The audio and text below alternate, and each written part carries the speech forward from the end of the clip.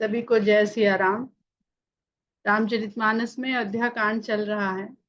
भगवान राम वनवास के लिए निकल चुके हैं और अब वास्तविक वनवास में प्रवेश कर रहे हैं, जिसको जो दंडकारण्य की ओर बढ़ने वाला क्षेत्र है वहां पर प्रवेश करने वाले हैं। भरद्वाज मुनि तक तो दंडकारण्य की सीमा नहीं है। और यहाँ पर हम लोग देख रहे हैं, दो तीन बातें मन में आ रही हैं कि रामचंद्र जी से सब लोग अपनी मनोकामना की पूर्ति के लिए प्रार्थना करते हैं, उनके चरणों में अपनी मनोकामना रखते हैं। और तुलसीदास जी भी यहाँ बहुत बार कहते हैं कि राम जी ही सब कुछ करने वाले देने वाले हैं, तो सारे भरोसे छोड़ करके एक केवल राम का भरोसा किया जाए। सिद्धांत तो बड़ा सुंदर है कि केवल राम का भरोसा किया जाए। अभी रविवार के तुलसी जयंती के अवसर पर सबने बहुत सुंदर अपने अपने वक्तव्य प्रस्तुत किए, बहुत सुंदर भजन प्रस्तुत किए। तो एक बार सभी लोगों के कार्य के लिए बहुत बहुत धन्यवाद, बधाई और सबको नमन। आगे भी इस पटल पर हम लोग वो प्रस्तुतियां रखने का प्रयास करेंगे, ताकि जो लोग ऑनलाइन जुड़ते हैं उनको भी उसका लाभ मिल सके। यहाँ पर हम देखते हैं कि बात हम लोग बहुत करते हैं कि मनोकामना की जाए कि ना की जाए, की जाए तो किससे की जाए, और राम से की जाए तो अवश्य पूरी होने वाली है। फिर भी यह जो भौतिक जगत है, ये अपने जो इसके तत्व हैं, परम तत्व से हटकर जो तत्व हैं, जो परमार्थ, जो परम तत्व है वो परमार्थ के लिए प्रयोग होना चाहिए। लेकिन जो भौतिक तत्व हो जाते हैं वो परमार्थ से स्वार्थ की ओर कब चल पड़ते हैं, इसमें हम कैसे फंस जाते हैं, सब कुछ जानते समझते हुए भी। और यही सब कुछ समझने में बुद्धि चकरा जाती है।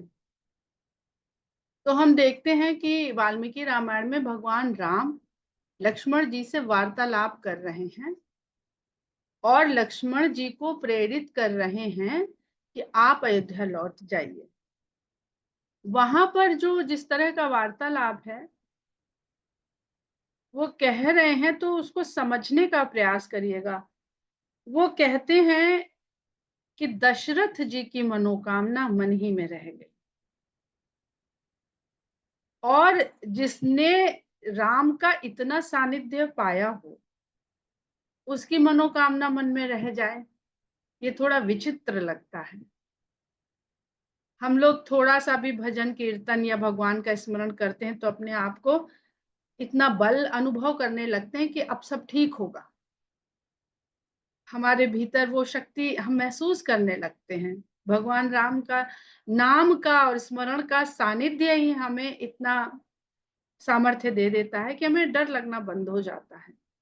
और दशरथ जी जो पूर्व जन्म से अपने मनोरथ को साथ लिए हुए राम को पुत्र रूप में प्राप्त करके, उनको गोद में खिला के, उनके साथ खेल के, रह के, आनंद को अनुभव करके भी ये मनोकामना से वंचित रह गए कि राम को राजा बना हुआ सिंहासन पर देखें।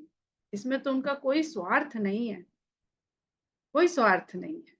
और राम जैसा लायक पुत्र, इसमें क्या गलत है उनकी मनोकामना।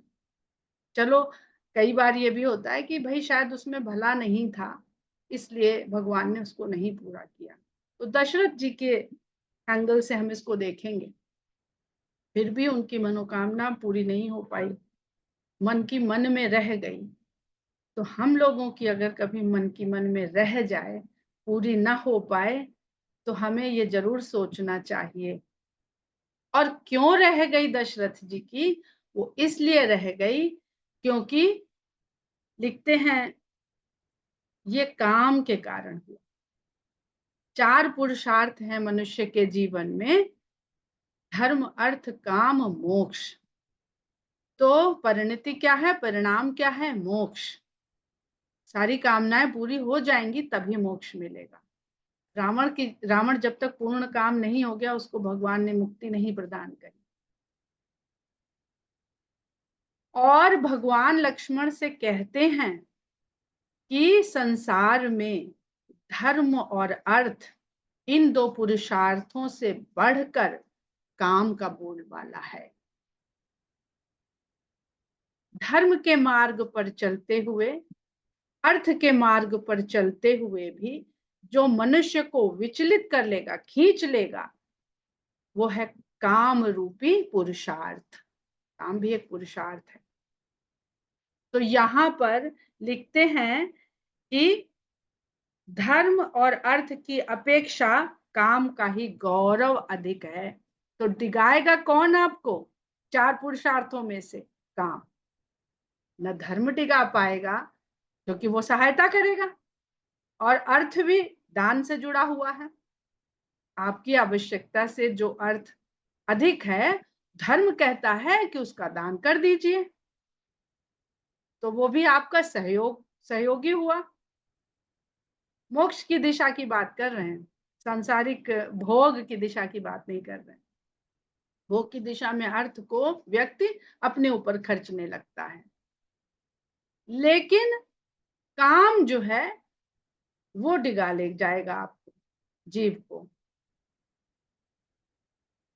इसीलिए भरत जी कह देते हैं कि हम इन 4 पुरुषार्थों का ही त्याग करते हैं। भक्ति के मार्ग में, भगवान से मिलन के मार्ग में अगर कोई बाधक है तो ये 4 पुरुषार्थ। तो इन 4 पुरुषार्थों का त्याग कर देते हैं भरत जी। और जिस प्रकार भगवान राम यहाँ पे बता रहे हैं कि तीनों पुरुषार्थ में, क्योंकि मोक्ष की तरफ ले जा रहे हैं ये तीनों, तो तीनों में अगर गौरवशाली है संसार में, तो काम अधिक गौरवशाली है। भरत जी जहां अर्थ न धर्म न काम रुचि गति न चहु निर्वाण, चारों का त्याग कर रहे हैं, वहां पर ध्यान दीजिएगा कि गोस्वामी जी ने जब रावण के बारे में इन पुरुषार्थों की बात करी है तो काम, क्रोध, लोभ, मोह लिखा है। बाकी के 2, चौथे को छोड़ रहे हैं अभी हम, मोक्ष को। 3 में से काम रूपी पुरुषार्थ को लिखा है रावण के लिए, धर्म और अर्थ को लिखा ही नहीं। अर्थात इन तीनों कामों में जो अग्रणी रहेगा वो आपको, जो उसकी गति है, उधर ले जाएगा। गति न चाहूं निर्वाण, गति होगी तब आप निर्वाण की तरफ बढ़ेंगे। तो अगर आपने इन 4 पुरुषार्थ में धर्म और अर्थ को आगे रखा, गोस्वामी जी अर्थ को हमेशा आगे रखते हैं, धर्म को कहीं आगे नहीं लिखा है गोस्वामी जी ने। लेकिन रावण के परिप्रेक्ष्य में वो काम को अग्रणी रखते हैं, तो काम पुरुषार्थ बनते ही धर्म और अर्थ तो छूट ही गए, वो विलोप हो गया, है ही नहीं। काम को पुरुषार्थ बनाने के कारण क्रोध, लोभ, मोह, ये आपकी गति हो जाती है, जीव की गति हो जाती है। तो यहाँ पर रामचंद्र जी लक्ष्मण को काम के प्रभाव को बताते हैं और कहते हैं कि जो अर्थ और धर्म का परित्याग करके केवल काम का अनुसरण करता है, वह उसी प्रकार शीघ्र ही आपत्ति में पड़ जाता है जैसे इस समय महाराजा दशरथ पड़े। महाराजा दशरथ का क्या है? राम से विछोह, दुख की पराकाष्ठा और विलाप, तड़प, जीवन जीना असंभव लग रहा है किंतु जीवित है।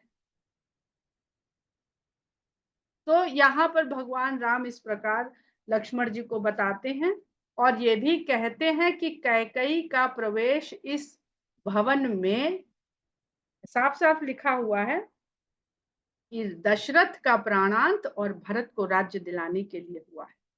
अब इसका तात्पर्य क्या है? मनुष्य के जीवन में काम का प्रवेश आपको कष्टकारी अंत दिलाने के लिए और स्वार्थ अपनी संतति, आप अपनी संतति के मोह में पड़ जाते हैं। आपकी संतान सीमा में रहकर आप देखने लगे, उसको सब कुछ दे जाए, जिसको लेगेसी कहते हैं ना, हम विरासत में ये देके जाएं अपने संतान को। तो काम का प्रवेश आप मनुष्य के जीवन में होता ही इसलिए है। तो बचना किससे है? काम से। इसलिए कथा के आरंभ से पहले काम की चर्चा हो जाती है, काम के दोष। और काम को अगर, खूब सुना है कि अगर काम को कोई समाप्त कर सका है तो वैरागी शिव। काम को जीतने वाला भी काम के प्रपंच में फंस जाता है। काम को जीत के कोई बहुत बड़ा काम नहीं कर लिया, लेकिन काम को भस्म कर देने वाला। तो इन चार पुरुषार्थों में शंकर भगवान काम को भस्मी कर देते हैं। अर्थ है ही नहीं, उनका धर्म केवल भगवान से प्रेम, और वो सदा इसलिए सबको मोक्ष प्रदान करने वाले हैं। काशी मोक्ष प्रदायिनी है। काशी क्या है? त्रिशूल क्या है? हमारा ही शरीर ब्रह्मांड है, नाभि हमारा केंद्र बिंदु है। ठीक उसी तरह जैसे पूरे ब्रह्मांड का केंद्र ध्रुव तारा है, और ध्रुव तारा, ध्रुव का अर्थ क्या है? धुरी। धुरी वो ध्रुव है, और उस ध्रुव तारा, ध्रुव को केंद्र मानकर काल रूपी वृत्त उसके चारों ओर चक्कर लगा रहा है, सदा चक्कर लगा रहा है। और कहीं से भी रेखा खींचिए तो जो व्यास बनता है वह अपने केंद्र से होता हुआ इस परिधि के इस सिरे से उस सिरे तक जाएगा। ध्रुव तारा अटल है किंतु अपनी जगह पे, पृथ्वी से समझ लीजिए, पृथ्वी भी अपनी दूरी पे भी घूम रही है, और अपने जो केंद्र है सूर्य, उसके चक्कर भी लगा रही है। इसी तरह हमारा सौर मंडल अपने केंद्र के चक्कर लगा रहा है। हर गैलेक्सी अपने केंद्र के चक्कर लगा रही है। तो इन पूरे ब्रह्मांड में सबका केंद्र क्या है? कोई तो है जिसको नाम हम दे देते हैं ध्रुव, धुरी। तो सारा ब्रह्मांड जिस ध्रुव के चक्कर लगा रहा है उसको केंद्र की कील मान लेते हैं, तो वो स्थिर भी है और गतिमान भी है। अपने स्थान पर स्थिर है, पर अपने स्थान पर घूम रही है, तो दूसरे के सापेक्ष वो स्थिर है पर स्वयं गतिमान है। धुरी घूमना बंद कर देगी तो काल घूमना बंद हो जाएगा। अब इस केंद्र से आगे बढ़ते हैं तो ज्यो ज्यो ज्यो इस केंद्र से दूर होते जाते हैं, हर कुछ गतिमान होता जाता है। पहले उसकी त्रिज्या छोटी है, और दूर और बड़ी, और दूर और बड़ी, और दूर और बड़ी, और दूर और बड़ी। और विज्ञान ऐसा कहता है कि ब्रह्मांड निरंतर फैल रहा है, फैल रहा है, ये विज्ञान, आधुनिक विज्ञान कह रहा है। लेकिन केंद्र तो वहीं रहता है ना। आप वृत्त बनाइए केंद्र को मान करके, चाहे जितने वृत्त बनाते जाइए उसका आप बढ़ाते जाइए, अपना त्रिज्या बढ़ाते जाइए, चाप बढ़ाते जाइए, लेकिन केंद्र वही रहता है। अब भगवान विष्णु की जरा परिकल्पना कीजिए, उनकी उंगली पर सुदर्शन चक्र है, तो क्या यह प्रतीक नहीं है उस ध्रुव का, उस धुरी का, जिसके इर्द गिर्द ये सारा काल चक्र सुदर्शन चक्र के रूप में घूम रहा है। जिसने इस रूप को समझ लिया वही सुदर्शन, सुंदर दर्शन कर दिया। पर देखने वाली बात है कि वो इससे परे है, स्वयं वो इसमें कहीं सम्मिलित नहीं है। तो जिसको कहते हैं कि वो काल से परे है, संसार से परे है, सृष्टि से परे है, तो विष्णु जी की जो ये प्रतिमा बनती है, इसमें दिखते हैं वो कि वो इन सब से परे हैं। अभी हम इस चक्र से ही नहीं छूट पाते हैं, और हम विष्णु का दर्शन कब कर पाएंगे? बहुत बहुत विस्तार है विष्णु के स्वरूपों में। फिर गर्भोदक्षाई विष्णु है, क्षीरोदक्षाई विष्णु, अनंत विष्णु है, जो काकभूषुंडी जी बताते भी हैं कि बार बार जाते हैं और देखते हैं जब उनके उदर में, तो अनंत देख लेते हैं। और देखिए वहां जब पढ़ेंगे उत्तरकांड में तो आप लोग देखेंगे कि कै काल रहे और कै काल में बाहर आ गए, कुछ पता ही नहीं चला कि यहाँ कुछ बदला भी था। तो बहुत कठिन विज्ञान है ये, इसको थोड़ा बहुत समझने का प्रयास किया जा सकता है। और जो भगवान विष्णु और काल और सुदर्शन चक्र, इसको शंकर भगवान से कैसे जोड़ते हैं। शंकर भगवान समाधि में बैठे हुए हैं, त्रिशूल वहां पर गड़ा हुआ है। जब संसार आगे बढ़ता है तो फिर यही जो ब्रह्मांड की परिकल्पना हमारे शरीर में है, हमारी नाभ ही हमारा केंद्र बिंदु है, ये योग विज्ञान बताता है। और नाभ ही जब हमारा केंद्र है तो हम भी तो उसी के चारों ओर घूम रहे हैं। वृत्त कहते हैं खींचे, हमारे योग आचार्य बताते हैं कि अगर आप वृत्त खींचेंगे तो नाभि आपका केंद्र बनेगा आपके शरीर का। उससे वृत्त खींचे तो पूरा आपका यहां से वहां तक बन जाएगा। अब हम भी तो यही भटक रहे हैं, स्वरूप हमारे ही भीतर है, पर जैसे ही हम अपनी नाभि, जो हमारा जीवन का स्रोत था, उससे अलग होते हैं भौतिक माता के साथ, तो हम स्वयं को इस संसार, अपने केंद्र को इस संसार से जोड़ देते हैं पोषण के लिए, सुख के लिए, आनंद के लिए। वहां भी हम खुश हो रहे थे, वहां भी हमें पोषण मिल रहा था माँ के गर्भ में। कहते हैं ना, माता को खुश रहना चाहिए, क्योंकि उसकी खुशी से गर्भस्थ जो गर्भोदक्षाई विष्णु है वो आनंद में रहेंगे। और हम जब बाहर आते हैं, भगवान भुला देता है। जैसे ही गर्भनाल से अलग होता है शिशु, तो भगवान सारी स्मृति को वहीं समाप्त कर देते हैं और फिर इस प्रपंच में वो उलझता चला जाता है। बहुत विस्तृत बातचीत है। और लक्ष्मण जी से बहुत सारा कहते हैं वहां पर। राम लक्ष्मण से कहते हैं कि देखो कितना कष्ट है, तुम कैसे यहाँ रहोगे। और हो सकता है, काम की बात हो रही यहाँ पे कैकेयी के रूप में, कि हो सकता है अब कोई नहीं है वहां पे और उनको लगे कि राजा दशरथ फिर ना कुछ गड़बड़ कर दें, तो राजा दशरथ को कहीं विष ना दे दें या कौशल्या माता को विष ना दे दें। और राम विलाप करते हैं कि जिस माता ने मुझे गर्भ में रखा, इतना पीड़ा सह के मुझे जन्म दिया, मुझे पालन पोषण में जिसने इतना कष्ट सहा, जब उसको पुत्र के द्वारा सुख का समय आया तो उसे पुत्र शोक को सहना पड़ा। और राम कहते हैं कि अवश्य ही उसने किसी जन्म में किसी न किसी माता पुत्र का वियोग कराया होगा, जिसके कारण उसको यह कष्ट सहना पड़ा। ये तो वाल्मीकि रामायण की बात है, पर लोक कथा में यह बड़े ही सुंदर ढंग से बताई जाती है कि माता कौशल्या ने भगवान राम के जन्म के समय एक हिरणी और उसके शिशु को अलग कराया था, उसके चर्म से ढपली बनवाई थी राम के लिए। तो उस हिरणी ने उनको शाप दिया था कि जैसे मैं अपने पुत्र के वियोग में तड़प रही हूँ, ऐसे ही तुम भी अपने पुत्र के वियोग में तड़पो। बहुत सारी कथा है। फिर आगे अगले जन्म में भगवान देवकी और यशोदा के रूप में कौशल्या और कैकेयी का पुनर्जन्म फिर होता है। तो देख रहे हैं कि कर्म का जो बंधन है वो बैलेंस कभी निपटारा नहीं होता है। पिछले जन्म का निपटारा इस समय कर रहे थे तो अगले जन्म के लिए फिर कुछ चढ़ जाता है।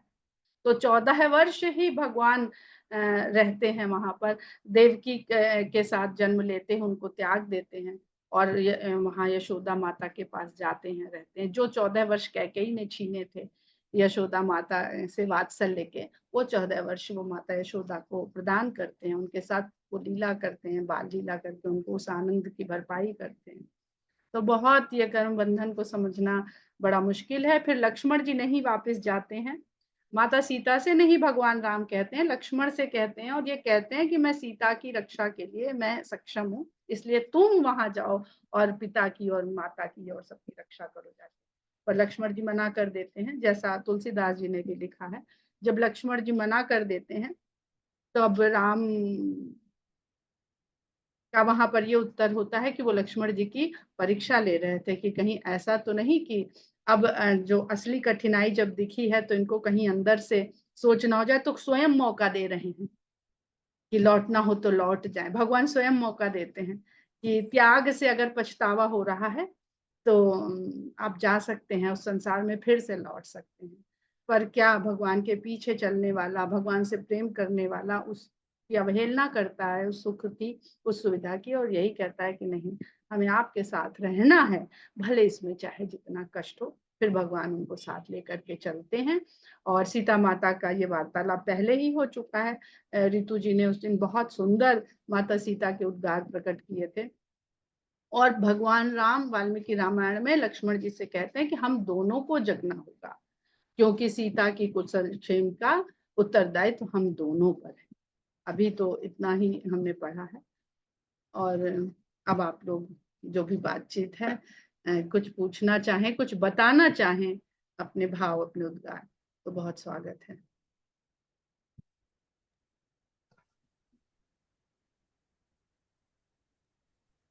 दीदी ये बताइए, जैसे काम का होना और ना होना, क्योंकि काम एक वो माना गया है कि एक उसमें आता ही है अपने प्रसाद में, तो फिर काम को का इतना विरोध क्यों है हर जगह?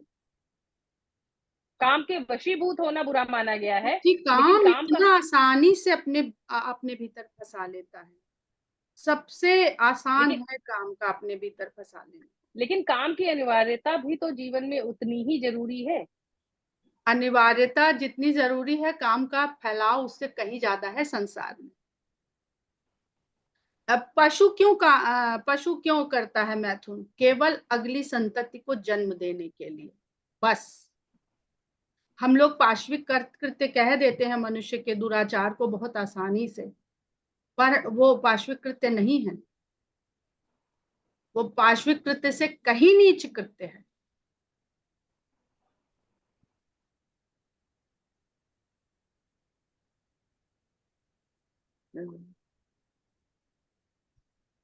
हमारे सामने इतने सारे उदाहरण हैं, हर 2-4 दिन में न्यूज पे आ जाता है।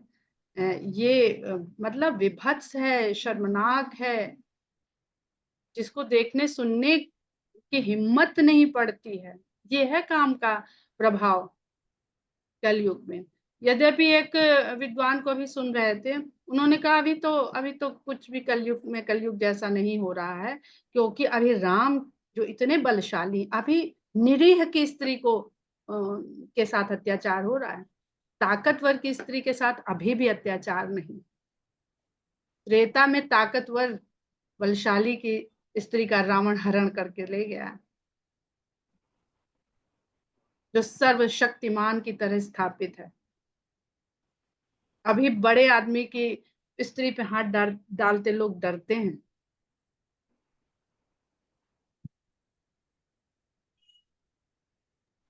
तो इस बात का दीदी क्या मतलब हुआ कि अभी तो निरीह का हो रहा है?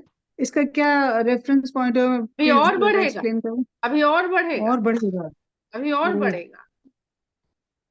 हालांकि जो गोस्वामी जी ने आ, लिखा है कि स्त्री को माता, बहन, पुत्री, ये भाव खत्म हो जाएगा कलयुग में, वो हमें दिखने लगा है, पर सिर्फ कुछ नीच प्रवृत्ति के लोगों में दिखता है। अभी भी हमें नहीं लगता कि 1000 लोग खड़े होंगे तो उसमें एक ही व्यक्ति दुराचारी प्रवृत्ति का होगा। हाँ। इतना हम्म। ठीक नहीं होगा। जब हम्म। निर्भया कांड हुआ था और इतना ज्यादा उसको हाईलाइट किया गया था, तब भी मेरे मन से जो भाव, क्योंकि जिनकी जिनकी बच्चियां बाहर थी वो सब डर रहे थे हाँ, उस समय, तो बिल्कुल पर बिल्कुल। भाव ये आता था कि अगर दिल्ली में 50,000 लड़की घर से बाहर निकल रही है, तो 49,999 लड़कियां सुरक्षित घर पहुंच रही। हम्म।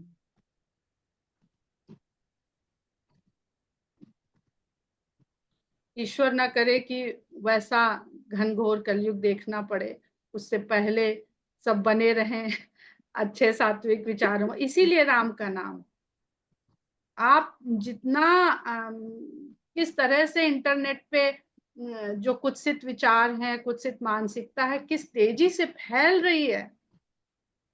सही बात है। वैसे जो ऐसे विचार और वो ना हमेशा से है। हमको याद है, हम लोग पढ़ते थे जब, तो हमेशा भीड़ भाड़ में जाने से डरते थे, क्योंकि लोगों की भीड़ में क्या कर दें कुछ पता नहीं चलता। सबके अपने अपने अनुभव होंगे, सबके जी, सबके मतलब अनुभव ठीक है। है, सबके पर अनुभव कुछ तो पकड़ कहने लेना, कहने कहीं योग्य पे नहीं है, पर हाथ हर लगा देना। हर छोटी सी बच्ची के अनुभव हैं, वो छोटी सी बच्ची की बात कर। हाँ, वही तो कह रहे हैं कि वो उस वक्त भी था, मतलब आज से 50 साल पहले भी था।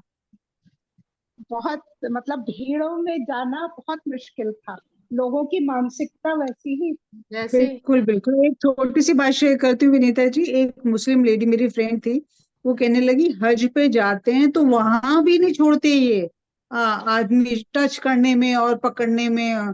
तो मतलब आप सोचिए, वो भीड़ का सहारा लेके, तो बसों की तो बात ही क्या कही है। अरे मैं बोलूं कुछ? जी जी जी।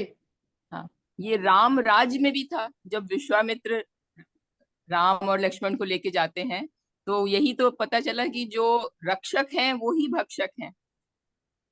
जो भील जाति के लोग थे ना, उनकी वाइफ्स के साथ बिल्कुल दुराचार करते थे, और वो लोग रिपोर्ट लिखाने जाएं तो भी कुछ नहीं होता था। तो ये बिल्कुल सब वो उसमें है, नरेंद्र कोहली वाली किताब में, राम बिल्कुल। कथा में। सीता को इसीलिए जी हाँ, साथ जी लेके हाँ, गए थे जी हाँ। कि पुरुषों का दुख तो वो समझेंगे, स्त्रियां दुख कैसे किससे कहेंगी, इसलिए सीता को साथ ले गए थे। Very good, very good. और सीता ने जागृति फैलाई है उनसे बातचीत करके, उनसे जो अनुसुईया और माता अनुसुईया और सीता का संवाद है, वो इसी और हमको दृष्टि डालता है।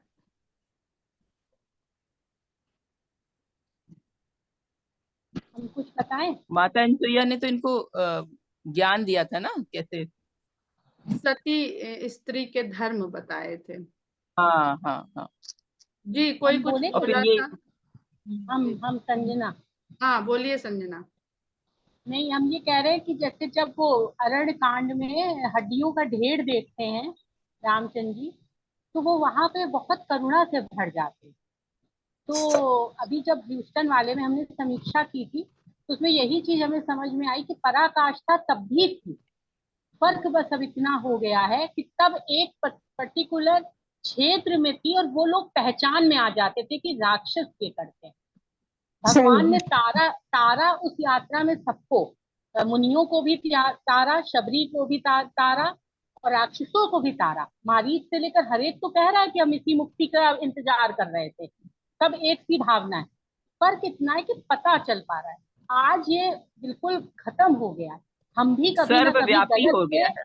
नहीं, हम भी कभी ना बिल्कुल। कभी गलत से आकर्षित होते सब हैं सब कि जब सब आज की डेट में कहीं हम फंस रहे हैं, तो हम भी चैट जीपीटी का सहारा ले रहे हैं। काम केवल उसी प्रवृत्ति में नहीं है, काम है गलत तरफ आकर्षण हमारा।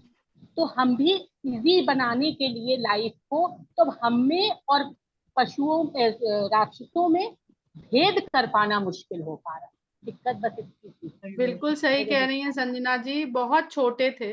अब तो ये कथा बहुत इस पे भी है, क्या कहते हैं कि ऑनलाइन इंस्टा पे भी है। पर बहुत छोटे थे तब मेरे मामा ने ये कथा सुनाई थी कि सतयुग में जो पाप और पुण्य था, या धर्म और अधर्म था, तो अधर्म का अस्तित्व नहीं था सतयुग में, इसीलिए उसे कृतयुग कहते हैं। और उसका वास्तविक नाम कृतयुग है। जैसा बनाया गया वैसा है, जैसी रचना की गई कृत्य। वैसा है। उसमें किसी भी तरह का कोई विकार नहीं, कोई प्रदूषण नहीं। समय बहुत कम है तो जल्दी से बात खत्म करेंगे। पर जब त्रेता आता है, तो कर्म के बंधन के कारण उसमें धीरे धीरे विकार आ जाते हैं। जैसे गंगा जब गंगोत्री से चलती है तो उसका कर्म है आगे बढ़ रही, जब आगे बढ़ रही तो उसमें धीरे धीरे पृथ्वी के तत्व उसमें विकार, दोष, प्रदूषण पैदा कर रहे हैं। तो जब त्रेता आता है तो दोष और विकार इस तरह हो जाते हैं कि भूभाग में, इसको पूरा पृथ्वी मान लीजिए, भूभाग में शायद सभ्यता का जो क्षेत्र था वो इतना ही था, जिसको हम भारतवर्ष या आर्यावर्त या जम्बू द्वीप जो कहते हैं। तो वहां पर समुद्र के द्वारा सीमा रेखा थी। धर्म एक तरफ था, अधर्म एक तरफ था।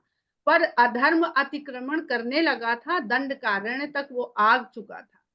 वो अयोध्या तक ना पहुंच जाए, इसलिए उसको दंडकारण्य में ही राम ने जाकर के उसको, उसके अतिक्रमण को रोका, और फिर उसका जो सोर्स था वहां तक गए और वहां जाके उसका समूल नाश किया और धर्म की स्थापना करी। द्वापर में आते आते अधर्म एक परिवार में सम्मिलित हो गया। जो भूभाग में बटा हुआ था, समुद्र के द्वारा जो विभाजित भी था कि भैया इधर नहीं आने पाए गंदगी, उधर की अधर्म, वो एक परिवार में आ गया। पर वहां माता पिता अलग अलग हैं। सबके देख लीजिए तो पिता अलग है, लेकिन कुल एक है। एक ही कुल में धर्म भी है और अधर्म भी है। कौरव पांडव की जो कथा है महाभारत की। कलयुग में आते आते ये इतना कब से चला रहा है, तो यहाँ तो विकार बढ़ रहा है ना। जो मटेरियल, जो परम तत्व आया था जिसे मनुष्य या जीव बनाया गया, वो लगातार प्रदूषित हो रहा है, प्रदूषित हो रहा है। तो अब वो उसके मनुष्य के भीतर ही धर्म और अधर्म दोनों वास करते हैं। हम एक 24 घंटे में शायद 14 घंटा अधर्म की तरफ रहते होंगे और 10 घंटा धर्म की तरफ रहते होंगे। अपना अपना सबका है, लेकिन अधर्म के मार्ग पे हम सब रहते अवश्य हैं। नहीं कुछ है तो ईर्ष्या के द्वारा ही अधर्म के मार्ग पे रहते हैं। ईर्ष्या से किसको मुक्ति मिल पाई है? और इसीलिए तुलसीदास जी कहते हैं कि जब यहीं पे है धर्म और अधर्म, तो यहीं पे राम को जगाओ ना। वो कहीं अयोध्या से नहीं आएंगे, वो कहीं वैकुंठ से नहीं आएंगे, इसीलिए यहीं विराजमान है। नाम लो और वो यहीं धनुष बाण लेके तैयार खड़े हैं। तो जितनी बार आप राम कथा पढ़ते हैं, उनके आचरण को, उनके व्यवहार को स्मृति में लाते, उतनी बार एक बाण छूटता है और आपका एक विकार खत्म होता है। लेकिन फिर जैसे ही आप संसार में जाते हैं, रावण के असंख्य शीश फिर उठाते हैं इच्छा के रूप में, और एक विकार आपने मारा था तो 1000 विकार फिर आपके भीतर प्रविष्ट कर जाते हैं। इसलिए रोज रामायण पढ़नी चाहिए, राम कथा सुननी चाहिए, कि विकार तो रोज डल रहे हैं आपके भीतर, लेकिन रामचंद्र जी का बाण रोज नहीं चल रहा है। 24 घंटे इतना जागृत कर लीजिए कि 24 घंटे जागृत रहे राम सीता की रक्षा के लिए। वो भटक रहे हैं सीता को बचाने के लिए रावण के चंगुल से। अब सीता ही नहीं पुकारे, वो कहे नहीं बढ़िया यार, एक स्वर्ण मृग मांगे थे, यहाँ तो भगवान ने हमें सोने की लंका दे दी, वाह मजा आ गया, क्या कृपा हुई है भगवान की। आज हम अपने आर्थिक सफलता को भगवान की कृपा मानने लगे हैं, अपनी भौतिक सफलता को भगवान की कृपा मानने लगे हैं। तो आवश्यकता वो बहुत सुंदर है। एक एक जब आप अपने चरणों की तरफ देख रही हैं और यंत्र बना के उन्होंने वहीं राम का ध्यान लगा रखा है, वहां पहुंचेंगे तो ये सबका भी हम लोग बहुत आनंद उठाएंगे, बहुत आनंद उठाएंगे। सांस में राम राम जप जाए, बस जाए, सांस ही बाण है आपका। जो श्वास मेरी मन साधक थी, वही राह की बाधक थी। ये मेरी एक कविता की जो श्वास मेरी बल, फिर जो से बोलिए। श्वास मेरी मन साधक थी, वही राह की बाधक थी। बहुत लंबी कविता है, याद नहीं रहती है, बस ये आपकी है? जी बहुत आपकी है?